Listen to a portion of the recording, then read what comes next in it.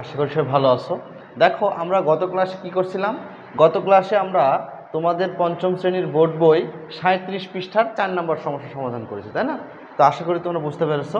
আজকে আমরা 4 নম্বরের পরেরই 5 নম্বর সমস্যাটা সমাধান করব। দেখো সমস্যাটা খুবই গুরুত্বপূর্ণ এবং তোমরা পরবর্তীতে এই ধরনের সমস্যা পাবে।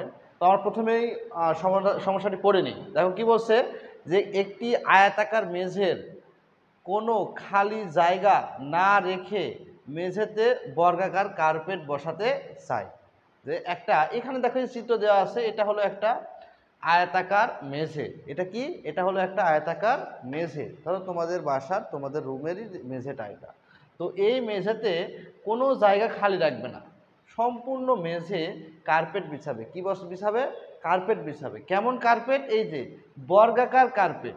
বর্গাকার মেঝেতে বর্গাকার কার্পেট বসাতে চাই। এই যে মেঝে দেওয়া আছে, এই মেঝের দৈর্ঘ্য দেওয়া আছে 42 মিটার। দৈর্ঘ্য কত মিটার দেওয়া আছে? 42 মিটার। এবং প্রস্থ দেওয়া আছে 36 মিটার। ঠিক আছে, এই বিষয়টা মনে রাখবা। তাহলে দৈর্ঘ্য 42 আর প্রস্থ হলো 36 মিটার। এখন দেখো কার্পেট বিষয়ে কিন্তু কিছু বলা নেই, শুধু বলা আছে কার্পেটটা হলো বর্গাকার কার্পেট। বর্গাকার মানে কি? যার 4টা বাহুই সমান। এখন আমাদের ক নাম্বার এবং খ নাম্বার দুইটা সমাধান করতে হবে। ক নাম্বার কি বলছে দেখো, যে মেঝেতে বিছানো যাবে এমন বর্গাকার কার্পেটের বৃহত্তমটির এক বাহুর দৈর্ঘ্য নির্ণয় করো। এই যে মেঝে, এই মেঝেতে বিছানো যাবে এই কার্পেটগুলো বর্গাকার কার্পেটের মধ্যে সবচেয়ে বৃহত্তমটি, অর্থাৎ বড় যে কার্পেটটা বিছানো যাবে সেই কার্পেটের এক বাহুর দৈর্ঘ্য নির্ণয় করতে বলেছে। তো আমরা জানি কি, যে যখন আমরা এই ধরনের অঙ্ক করব লসাগু গসাগুর অধ্যায় থেকে, তখন যদি ছোট ক্ষুদ্রতম বলতো, কাছের কম বোঝালে লসাগু করতাম, তাই না? আর এখানে কি বলেছে? এখানে বলেছে যে বিছানো যাবে এমন বৃহত্তমটির এক বাহুর দৈর্ঘ্য। তো বৃহত্তম, বড়, দূরের, বেশি এরূপ বোঝালে আমরা কি করব? আমরা গসাগুর মাধ্যমে বের করব, তাই না? যে 42 আর 36-এর গসাগুটা যত হবে তত হলো কি বৃহত্তম বর্গাকার কার্পেটের বৃহত্তমের এক বাহুর দৈর্ঘ্য। তাহলে কি লিখবো আমরা? যে ক নম্বর দিয়ে লিখব 42 ও 36 এর গসাগু হবে কি? বর্গাকার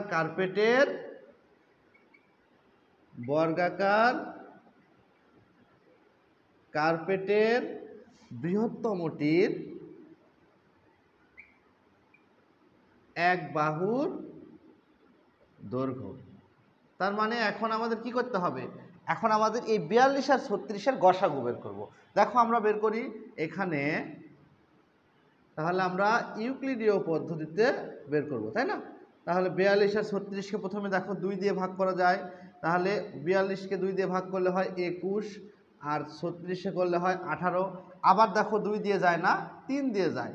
তো 3 দিয়ে দিলে 3 7 21, 3 6 18, আর কোনো কিছু দিয়েই যায় না। আমরা জানি গসাগু যখন করব ইউক্লিডীয় পদ্ধতিতে, তখন কি করতে হয়? এই যে মৌলিক সাধারণ গুণনীয়ক বা উৎপাদক, এই দুইটা শুধু গুণ করতে হয়, অর্থাৎ ভাজক দুইটা গুণ করতে হয়। তাহলে আমরা কি লিখব? নির্ণেয় গসাগু সমান এই পাশেরগুলো শুধু গুণ করব। 2 গুণ 3 সমান 6। অর্থাৎ এই যে বর্গাকার কার্পেটের বৃহত্তমটির এক বাহুর দৈর্ঘ্য হবে কত? 6 মিটার। তাহলে আমরা লিখব সুতরাং বর্গাকার কার্পেটের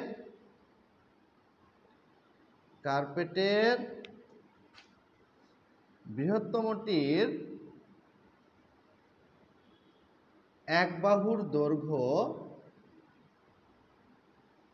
6 মিটার। আশা করি তোমরা এইটুকু বুঝতে পারছো যে আমরা শুধু এই যে কার্পেট বিছাইছি, এটা কিন্তু একটা কার্পেটের অংশ, এটা একটা কার্পেট, এটা একটা কার্পেট, এটা একটা কার্পেট, এগুলো হলো বর্গাকার কার্পেট। আর এই কার্পেটের এক বাহুর দৈর্ঘ্য কত পেলাম? বৃহত্তমটির 6 মিটার। এটা মনে রাখবা। তো এক বাহু যদি 6 মিটার হয়, সবগুলো বাহু 6 মিটার করে হবে, কারণ বর্গের কি 4টা বাহুই সমান। ঠিক আছে, এখন আমরা খ নাম্বার প্রশ্নে চলে যাই। দেখো বলছে সম্পূর্ণ মেঝে কার্পেট বিছানোর জন্য কয়টি কার্পেট লাগবে? এই যে মেঝেটা, এই মেঝে সম্পূর্ণটা কার্পেট বিছানোর জন্য তোমার কয়টা কার্পেট লাগবে? তাহলে একটু খেয়াল করো, এই যে মেঝে, আমরা এই চিত্র দিয়েই বুঝি, এই মেঝের এই ভিতরের অংশটাকে কি বলে? যে কোনো আকৃতির মাঝের যে অংশটা, ভিতরের যে অংশটা আমরা জানি কি সেটাকে ক্ষেত্রফল বলে। তো আমাদের প্রথমে কি করতে হবে, এই যে আয়তাকার মেঝের ক্ষেত্রফল বের করতে হবে। তো আয়তাকার মেঝের বা আয়তাকার ক্ষেত্রের ক্ষেত্রফল নির্ণয়ের সূত্র কি, দৈর্ঘ্য গুণ প্রস্থ, আমরা বের করবো সেটা। তারপরে আবার দেখো বর্গাকার যে তুমি কার্পেটটা বিছাবা, সেই কার্পেটেরও কিন্তু এক বাহু দৈর্ঘ্য জানো। তো এক বাহু দৈর্ঘ্য থেকে কি আমরা কার্পেটের ক্ষেত্রফলও বের করতে পারবো। বের করে যদি মেঝের ক্ষেত্রফলকে কার্পেটের ক্ষেত্রফল দিয়ে ভাগ করি, তাহলে আমরা পেয়ে যাব যে কয়টা কার্পেট লাগবে। এখন দেখো আমরা খ নাম্বারে চলে যাই। খ নাম্বারে লিখব যে আমরা জানি আয়তাকার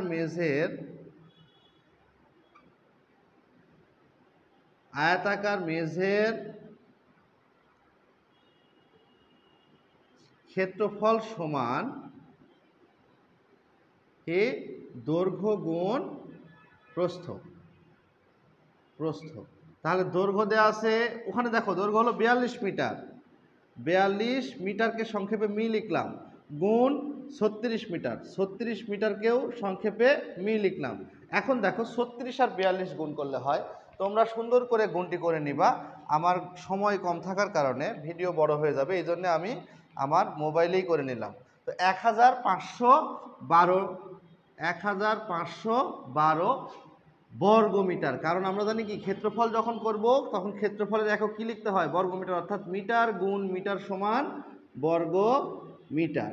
তাহলে মেঝের ক্ষেত্রফলটা আমরা পেলাম কত, 1512 বর্গমিটার। ঠিক আছে, এইভাবেই আমরা এই যে আয়তাকার এই যে বর্গাকার যে কার্পেটের বৃহত্তমটির এক বাহু দৈর্ঘ্য বের করলাম, এখান থেকে আমরা বর্গাকার কার্পেটের ক্ষেত্রফলটা এখন বের করব। দেখো আমরা এটা কোথায় পাই, ক হতে পাই বর্গাকার কার্পেটের বৃহত্তমটির এক বাহুর দৈর্ঘ্য সমান 6 মিটার। অতএব কার্পেটের ক্ষেত্রফল সমান, তাহলে কার্পেটের ক্ষেত্রফল মানে কি, বর্গাকার কার্পেট। আর বর্গাকার বস্তুর অর্থাৎ আকৃতির ক্ষেত্রফল নির্ণয়ের সূত্র কি, দৈর্ঘ্য গুণ দৈর্ঘ্য বা বাহু গুণ বাহু, বা এক বাহুর দৈর্ঘ্য গুণ এক বাহুর দৈর্ঘ্য। তো জায়গা কম, আমি লিখবো কি, যে বাহু গুণ বাহু। তুমি এক বাহুর দৈর্ঘ্য গুণ এক বাহুর দৈর্ঘ্যও লিখতে পারো, সমান 6 মিটার গুণ 6 মিটার। তো 6 আর 6 গুণ করলে 36, আর মিটার গুণ করলে বর্গ মিটার। তাহলে আমরা এখানে দেখো কার্পেটের ক্ষেত্রফলও পাইছি, আবার আয়তাকার মেঝের ক্ষেত্রফলও পাইছি। এখন কয়টা কার্পেট লাগবে আমরা একটা একটা করে ভাগ করে বসাবো না। তার মানে কি, এই 36 দিয়ে 1512কে ভাগ করি, তাহলে সুতরাং কার্পেট লাগবে সমান 1512 ভাগ 36 সমান 1512কে তোমরা রাপে সুন্দর করে ভাগ করবা। আমি এখানে মোবাইলে করে নিলাম। তো ভাগ করলে হবে 42টি। কয়টি হবে, 42টি। তাহলে আমাদের উত্তর কত হলো, 42টি। আশা করি বুঝতে পেরেছো। তো এই সমস্যাটা আবার সৃজনশীল আকারেও তোমাদের শিটে আছে। তো তোমরা খুব ভালোভাবে এটা প্রয়োজনে 2বার করবে এবং ভিডিওটা আবার দেখবে। তো পরবর্তী ক্লাস পর্যন্ত ভালো থেকো। ধন্যবাদ সবাইকে, আল্লাহ হাফেজ।